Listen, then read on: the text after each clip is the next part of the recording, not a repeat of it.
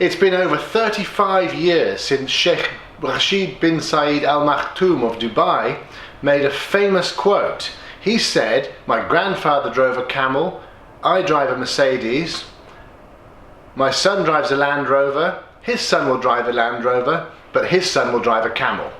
He was of course referring to the fact that oil will either fall out of favour one day or run out of supply. It didn't run out of supply. However, it also didn't run out of favour. Contrary to what you see in the Western news about sustainable energy and electric vehicles and ESG investment and so forth, Goldman Sachs may well be onto something. Last week I said that Goldman Sachs had made a pie in the sky statement that they expect oil to go up to $80 per barrel. That's astonishing considering that just over a year ago it was in negative equity.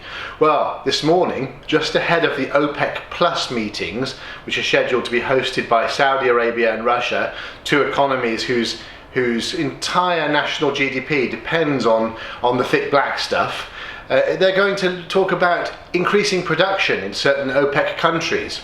And just before that was announced, oil was already anticipated to be up at a very high level. So yes, there's going to be increased production, but despite the increased production, which goes against the green wave of new energy that we're seeing in the Western world, oil is up to $70 a barrel already today. That's just really completely counter to what was anticipated just a few months ago. Last week, when I said that Goldman Sachs had made this incredible prediction that it was going to go up to $80 per barrel, I couldn't understand how that could be possible. But Goldman Sachs, like any investment bank, rarely makes mistakes. And here we are at $70 per barrel.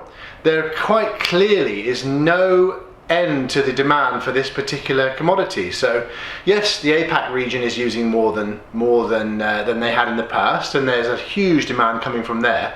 But the United States remains the world's second importer of crude oil. So despite the green electric car rush and the green sustainable energy rush and the factories that now have to use sustainable power and so forth, there's still a lot of oil consumption.